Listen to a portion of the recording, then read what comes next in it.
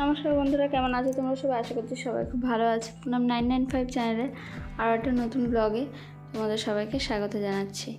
তো সকালবেলায় এই বিছনাটা গুছিয়ে নিচ্ছি, তার আগে তো কাজকর্মগুলো করেই নিয়েছি। আর কদিন ধরে ভিডিও দিতে পারিনি, বাড়িতে সবাই নীলের ব্রত করেছিল, তো সেজন্য আর ভিডিও দেওয়া হয়নি। একটু কাজকর্ম বেশি ছিল, ওই জন্য ভিডিওতে ফোকাস করতে পারিনি। তো আগের যে ভিডিওগুলো ছিল সেগুলোই তোমাদের সঙ্গে শেয়ার করছি। আসলে বড্ড কুড়েমি এসে যাচ্ছে কাজে কর্মে, সেই জন্যই আর করা হচ্ছে না। তো এখন টিফিন করে নিচ্ছি। টিফিনে রুটি আর আলু ভাজা করেছি।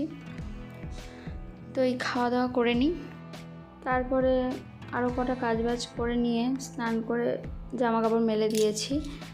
এই দেখো, এই অ্যালোভেরা গাছটা আমি 3টে লাগিয়েছিলাম, সেখান থেকে একটা মরে গিয়ে 2টো হয়েছে। আর স্নেক প্ল্যান্টটা এত বড় হয়েছে। আর জামা কাপড় রোদে দিতে না দিতে একেবারে শুকনো হয়ে গেছে, সেগুলোই তুলতে এসেছি। তো ভাবলাম তোমাদের সঙ্গে গাছপালাগুলো একটু শেয়ার করি। গাছপালা বলতে তো আর এমন কিছু নেই, ওই টুকিটাকি আর কি। এই ঘাসফুল গাছগুলো একদম মুড়িয়ে দিয়েছিলাম, যেহেতু গরমে ভালো ফুল দেবে বলে। তো বড় হয়ে গেছে, কুঁড়িও এসেছে, আর পুজোও করে নিয়েছি। দেখো, ফুল খুব কম, যা ফুল ছিল তাই দিয়ে পুজো করেছি। আর আমার ফুল কম হলে না একদম ভালো লাগে না, কিন্তু তাও কী করব, তাই দিয়ে করতে হয়। তার দুপুরবেলা খেয়েছি নিম পাতা পেঁপে ভাজা, আর এখানে হয়েছিল ডিমের ঝোল। তারপর তোমাদের সঙ্গে রাতের বেলা দেখা করছি।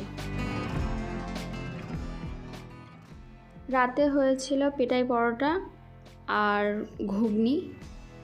তো এই পেটাই পরোটার রেসিপি আমার চ্যানেলে আছে, তোমরা চাইলে দেখে নিতে পারো। ঘুগনির রেসিপিও আছে। আর এইভাবে ব্লগে তো আমি দেখাই, তো সেজন্য আর দেখালাম না বেশি কিছু। তো এই দিয়ে আমরা খাওয়া দাওয়া করে নিচ্ছি রাতে। ভিডিওটা ভালো লাগলে লাইক শেয়ার সাবস্ক্রাইব করো। এই অবধি রাখছি, বেশি আর বড় করছি না। আজকের মতো টাটা, দেখা হবে পরের ভিডিওতে।